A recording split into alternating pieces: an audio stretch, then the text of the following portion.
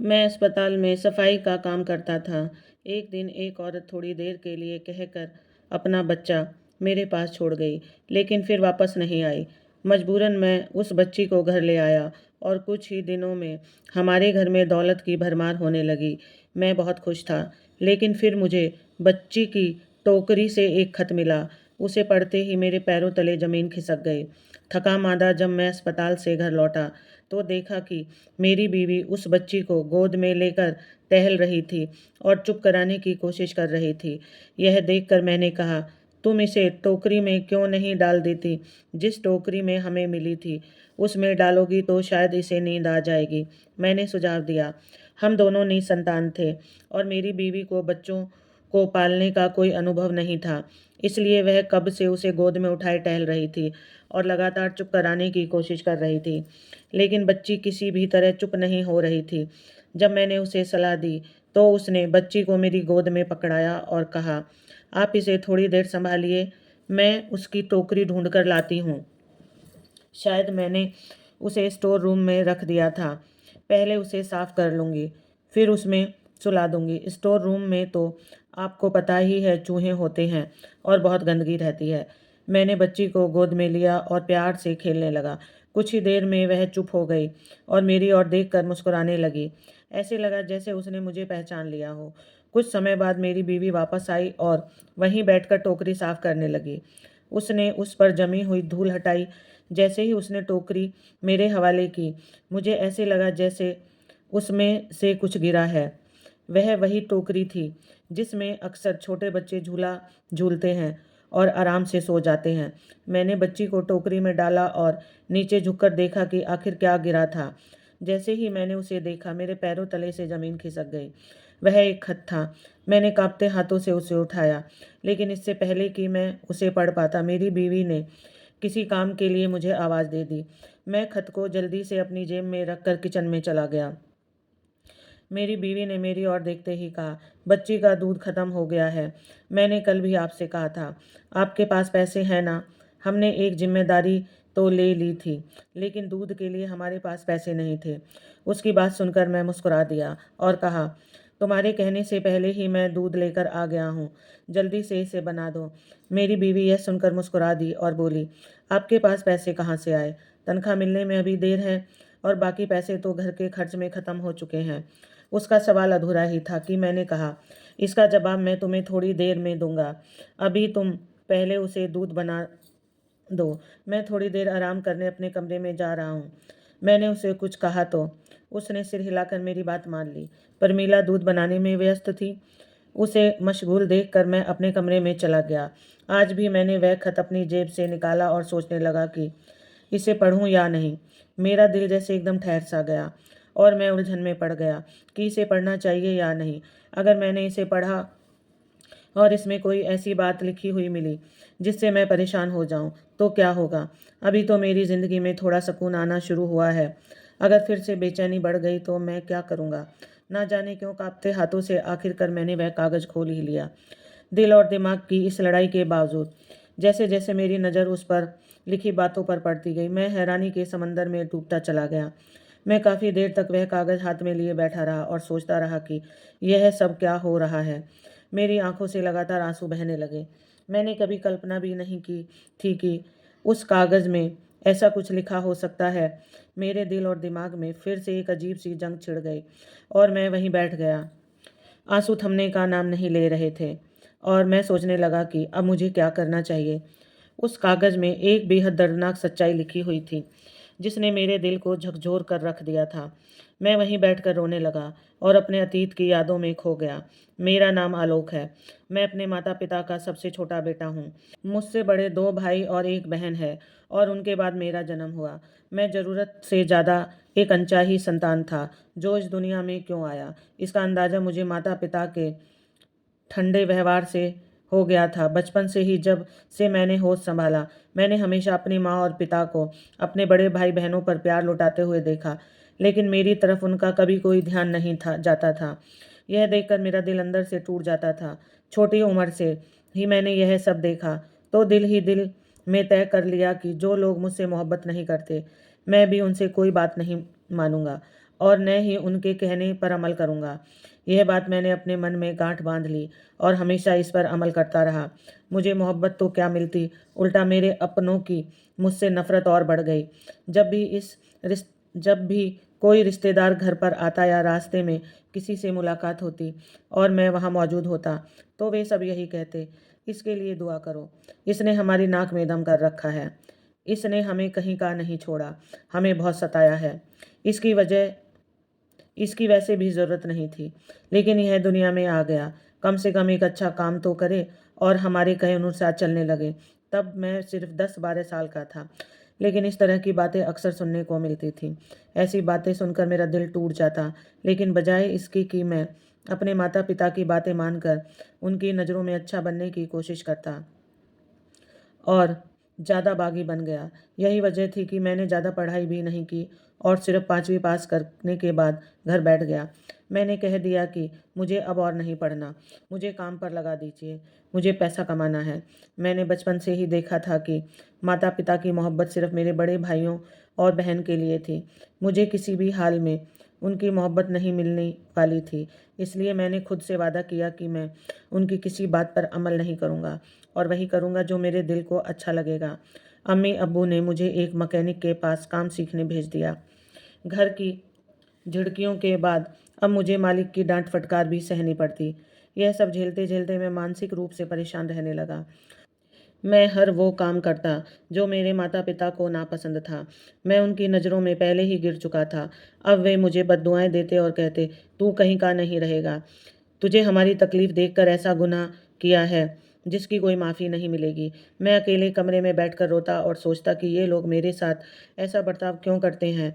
मैंने तो कभी किसी का बुरा नहीं चाहा। इस दुनिया में लाने का फ़ैसला भी उनका ही था। फिर वे मुझसे इतनी नफ़रत क्यों करते हैं। इन सब बातों को सोचकर मैं एकदम चुप रहने लगा। न किसी से बात करता, न ठीक से खाना खाता। सुबह सवेरे उठकर मैकेनिक की दुकान पर चला जाता और वहाँ बैठकर रोता रहता। जल्द ही अम्मी को एहसास हुआ कि उन्होंने मेरे साथ बहुत गलत किया है और शायद मेरी हालत उनकी वजह से ही खराब हुई है। उन्हें लगा कि अब मेरी शादी कर देनी चाहिए ताकि मैं ठीक हो जाऊं। जब मैंने यह सुना तो खून के आंसू रो पड़ा। बजाय इसके कि वे मुझे प्यार और अपनापन देते, मेरी हालत सुधारने में मेरा साथ देते, उन्होंने किसी और को मेरी तकलीफ़ में फंसाने का फ़ैसला कर लिया। फिर मैंने खुद ही अपना इलाज करना शुरू कर दिया और ऐसे लोगों के साथ बैठने लगा जिनका मेरे ज़हन पर अच्छा असर पड़ता। जल्दी ही एक दोस्त की मदद से मुझे नौकरी भी मिल गई, क्योंकि मैंने अपनी पुरानी मैकेनिक वाली नौकरी छोड़ दी थी। वैसे भी वे मुझे कुछ खास पैसे नहीं देते थे। मेरे दोस्त की मदद से मुझे मेरी पढ़ाई के मुताबिक एक अस्पताल में सफाई कर्मचारी की नौकरी मिल गई और मैंने पूरी लगन से वहाँ काम करना शुरू कर दिया। इसी दौरान अम्मी जान ने मेरा रिश्ता तय कर दिया। मुझे इस रिश्ते से कोई खास ऐतराज़ नहीं था। मैंने सोच लिया था कि जैसे मेरे माता पिता ने मेरे साथ बर्ताव किया है, मैं अपनी पत्नी के साथ वैसा नहीं करूँगा। मैं पहले से भी ज़्यादा मेहनत और लगन से अपनी नौकरी करने लगा, यह सोचकर कि जो लड़की अपने घर बार को छोड़कर मेरे साथ ज़िंदगी बिताने आ रही है, अगर मैं उसे अपनी खराब मानसिक स्थिति के साथ मिलूँगा तो इसका उसकी ज़िंदगी पर क्या असर पड़ेगा। इसलिए मैंने अपनी पहली तनख्वाह से अपने इलाज पर ध्यान दिया। डॉक्टरों ने मुझे समझाया कि जो चीज़ हमारी किस्मत में नहीं होती, उसके पीछे भागने से हमें सिर्फ दुख ही मिलता है। अगर तुम्हारे नसीब में माता पिता का प्यार नहीं है, तो तुम उनके पीछे भागकर खुद को क्यों तकलीफ दे रहे हो और अपनी ज़िंदगी क्यों बर्बाद कर रहे हो। डॉक्टरों की ये बात सुनकर मैं फूट फूट कर रो पड़ा। उसी दिन मैंने ठान लिया कि अब मैं अपने लिए जीऊँगा, अपनी औलाद और अपनी पत्नी के लिए जीऊँगा। जो लोग मेरे नहीं हो सके, मैं उनके बारे में क्यों सोचूं और उनकी बातों को दिल से क्यों लगाऊं।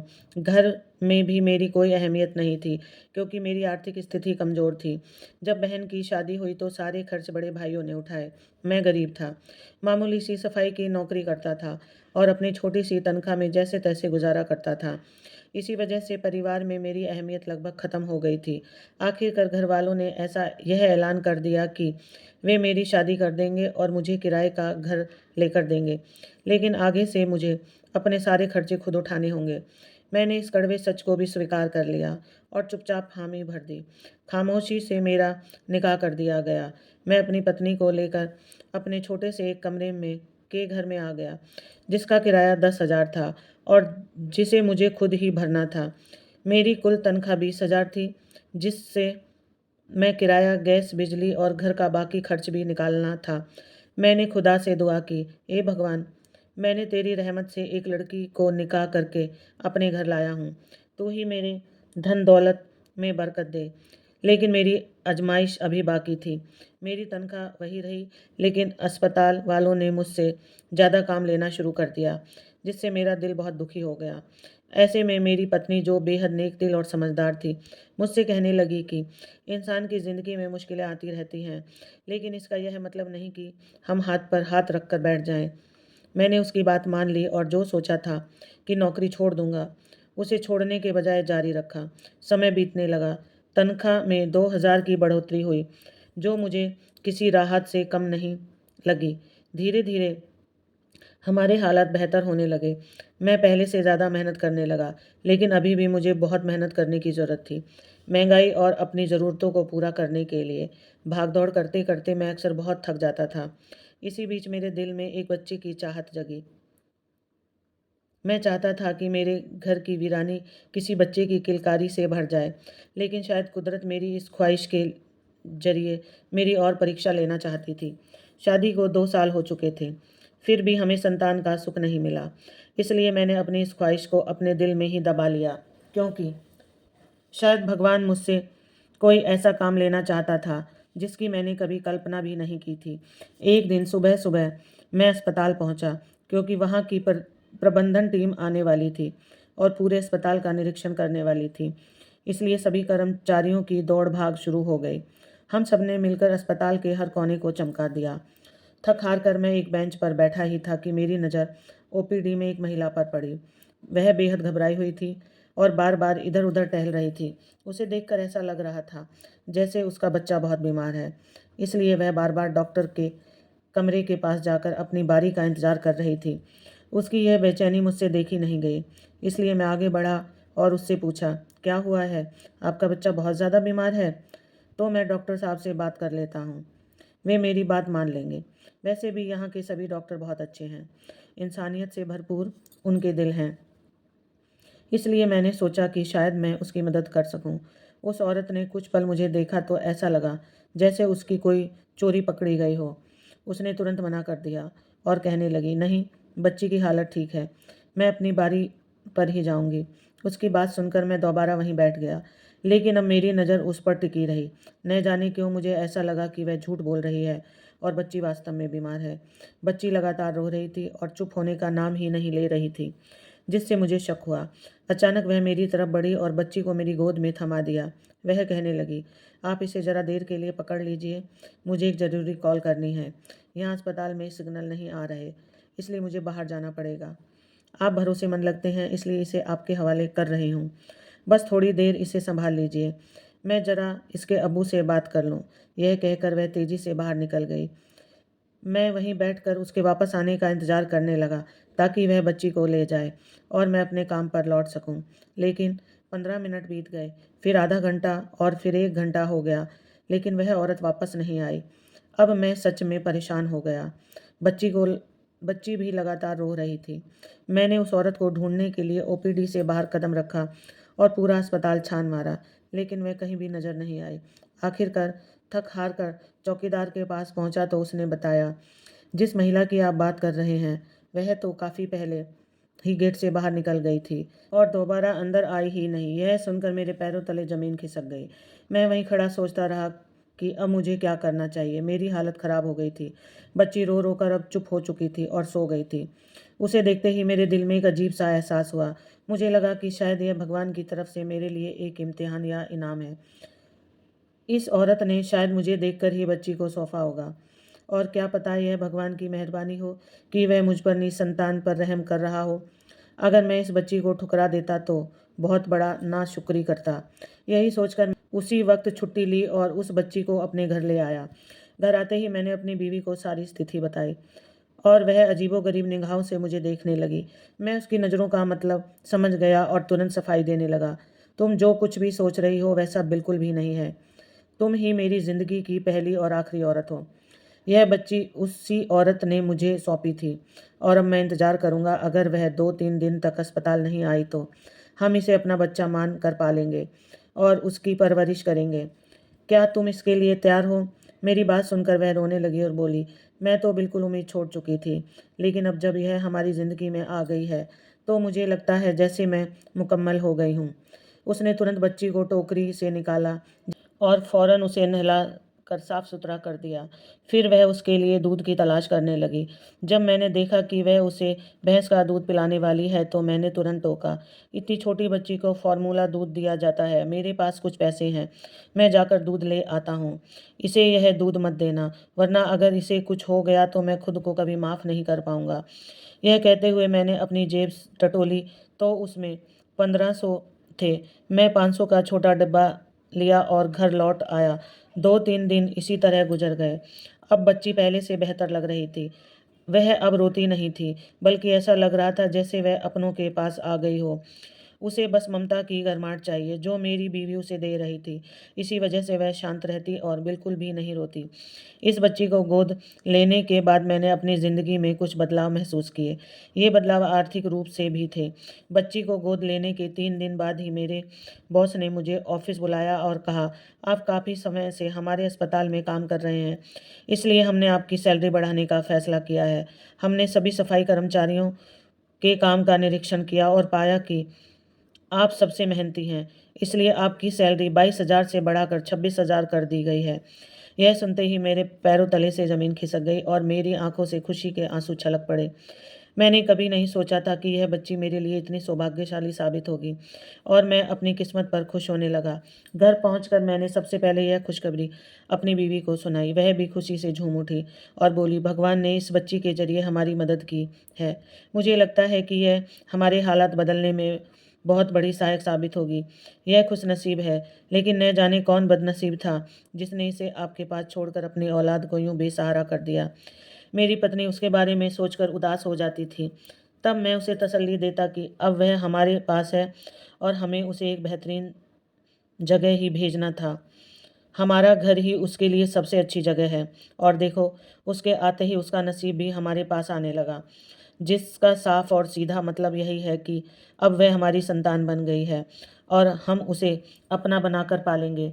जब मेरे घरवालों को इस बारे में पता चला तो उन्होंने मुझे सख्ती से मना किया और कहा, अपने पैरों पर कुल्हाड़ी मत मारो। लेकिन उनकी सोच देखकर मुझे बहुत अफसोस हुआ कि ये लोग कितने संकीर्ण मानसिकता के हैं। अगर मैं उसे अपना नाम न दूं तो और क्या करूं? क्या मैं उसे इस बेरहम दुनिया के हवाले कर दूं, जो न जाने इसके साथ क्या सलूक करे? इसलिए मैंने अपने घरवालों की बातों को अनसुना कर दिया और बस उनकी सुनता रहा, लेकिन अमल बिल्कुल भी नहीं किया, क्योंकि अब वह बच्ची मेरी बेटी बन चुकी थी और उससे जुदा होने का ख्याल भी मैं नहीं कर सकता था। इसी दौरान मेरी मुलाकात एक पुराने दोस्त से हुई। उसने मुझसे कहा, मैं देख रहा हूँ कि तुम काफ़ी समय से अस्पताल में सफाई का काम कर रहे हो। मेरे पास तुम्हारे लिए एक नौकरी है, लेकिन मसला यह है कि वह नौकरी 3 महीने बाद ही मिल सकेगी। अगर तुम इंतज़ार कर सकते हो तो मैं तुम्हारा नाम वहाँ भेज सकता हूँ। मैंने तनख्वाह के बारे में पूछा तो जो रकम उसने बताई उसे सुनकर मेरे होश उड़ गए। 40,000 रुपये की तनख्वाह के साथ साथ सभी सुविधाएं भी मौजूद थी। मैंने तुरंत उसे अपना नाम देने के लिए कहा। उसने सलाह दी, तुम अपनी पुरानी नौकरी मत छोड़ना। अगर तुम्हारी किस्मत में हुआ तो तुम्हें 3 महीने बाद ज़रूर बुला लिया जाएगा। मैंने हामी भर ली और उस नौकरी के लिए इंतज़ार करने लगा। इसी बीच वह बच्ची भी बड़ी हो रही थी। जब वह मुझे मिली थी तब वह लगभग 3 महीने की थी और अब 7-8 महीने की होकर बिल्कुल स्वस्थ, प्यारी और मासूम सी लगने लगी थी। मैंने उसका नाम परी रखा। हमारे हालात बदलने लगे। मेरी तनख्वाह बढ़ी तो हमने अपने खर्चे भी संभाल कर रखे और बचत करने लगे। उसी बचत से हमने एक अच्छी सी जगह पर किराए का घर ले लिया। पहले हमारा घर सिर्फ 1 कमरे का था, लेकिन अब हम 2 कमरे के घर में शिफ्ट हो गए। यह हमारे लिए किसी चमत्कार से कम नहीं था। भगवान की मेहरबानी भी हम पर बनी रही। पैसों में बरकत हो गई। हमारे बच्चे अच्छे से खा पी रहे थे और हमें इससे ज़्यादा और क्या चाहिए था। जब मेरे घरवालों ने यह देखा तो कहने लगे, तुम तो ऐसे खुश हो रहे हो जैसे कोई लॉटरी लग गई हो। मैंने जवाब दिया, हाँ, यही मेरी लॉटरी है, लेकिन आप लोग इसे नहीं समझेंगे। समय बीतने लगा। एक दिन जब मैं घर वापस आया तो परी बहुत रो रही थी। मैंने अपनी पत्नी से कहा, वह टोकरी लाओ जिसमें हमें यह मिली थी, उसमें इसे सुलाओ, शायद सो जाएगी। उसकी तबीयत ठीक नहीं लग रही थी और मेरी पत्नी को भी बच्चों को संभालने का ज़्यादा अनुभव नहीं था, इसलिए वह टोकरी ले आई और उसे साफ करने लगी। जैसे ही उसने टोकरी साफ की, उसमें से एक कागज़ गिर पड़ा। मैंने जल्दी से नज़र बचाकर वह कागज़ उठा लिया और बच्ची को पत्नी के हवाले कर दिया। फिर मैं वह कागज़ लेकर अपने कमरे में चला गया। जैसे ही मैंने वह कागज़ खोला तो मेरे पैरों तले ज़मीन खिसक गई। उसमें एक चिट्ठी थी जिसमें साफ साफ लिखा था, मैंने यह बच्ची तुम्हारे हवाले इसलिए की है क्योंकि मुझे लगता है कि तुम इसके सबसे ज़्यादा हकदार हो। हकीकत यह है कि इसके पिता इसे मारने पर तुला हुआ है। यह मेरी पांचवी बेटी है और मैं इसकी ज़िंदगी बचाना चाहती हूँ। एक मजबूर माँ इसे तुम्हारे हवाले कर रही है। इसे हमेशा खुश रखना और इसे किसी और को मत सौंपना। यदि मुमकिन हुआ तो मैं समय समय पर आकर इसकी खैरियत पूछती रहूँगी। तुम मुझे नेक और भला इंसान लगते हो क्योंकि मैं तुम्हें काफ़ी समय से यहाँ अस्पताल में काम करते हुए देख रही हूँ। मैंने यहाँ काम करने वाली महिलाओं से भी तुम्हारे बारे में जाना था। मुझे पता चला कि तुम निसंतान हो। जब भगवान ने मुझे बेटे की बजाय बेटियां दी तो मैंने अपनी एक बेटी तुम्हें सौंप दी क्योंकि तुम ही उसके सच्चे हकदार हो। अगर हो सके तो मुझे माफ़ कर देना। उस बच्ची का बहुत अच्छे से ख्याल रखना। कृपया उस बच्ची को कभी मत बताना कि तुमने उसे गोद लिया है। उसे हमेशा यही बताना कि तुम ही उसके असली पिता हो, ताकि उसके दिल में अपने असली माता पिता के लिए कोई नफरत पैदा न हो और न ही एक बेहतरीन माहौल में पले बढ़े। मेरी यह बेटी बहुत किस्मत वाली है। इसके जन्म लेते ही उसके पिता के पास बहुत धन आ गया, लेकिन उसने उसकी कदर नहीं की। वह हर समय उसे मारने की योजना बनाता था क्योंकि यह बच्ची उसके बेटे की ख्वाहिश पर पानी फेर चुकी थी। तुम इसे अपने पास रखो और देखना तुम्हारी आर्थिक स्थिति में कितनी बड़ी तब्दीली आ जाएगी। लेकिन इसे सिर्फ किस्मत की धनी समझकर प्यार मत देना, बल्कि इसे दिल से अपनी संतान समझकर पालना। तुम देखोगे कि तुम्हारे दिन फिर जाएंगे। मैं वहीं बैठकर रोता रहा। मैंने उसे हमेशा अपनी बेटी समझकर प्यार दिया, कभी इसे सिर्फ भाग्यशाली समझकर अपने पास नहीं रखा। शायद इसी निस्वार्थ प्रेम और मातृत्व भरे व्यवहार की वजह से भगवान ने मेरे लिए बेशुमार बरकत और समृद्धि के दरवाजे खोल दिए। मेरे दोनों भाइयों का कारोबार बुरी तरह डूब गया और वे सड़क पर आ गए। ऐसे में वे मुझसे मदद मांगने आए। उस समय मेरी नौकरी लग चुकी थी और मुझे 50,000 रुपये वेतन के साथ एक घर भी मिला था जो मेरे नाम हो गया। काम बहुत आसान था, जिसे मुझ जैसा अनपढ़ भी कर सकता था। जब मेरे भाइयों ने मेरी तरक्की देखी तो वे मुझे मदद मांगने आए और मैंने खुले दिल से उनकी सहायता की। समय बीतता गया और मैं लगातार तरक्की करता गया। साथ ही मैंने पढ़ाई भी शुरू कर दी ताकि अपनी ज़िंदगी में जो गलती की थी उसे सुधार सकूं।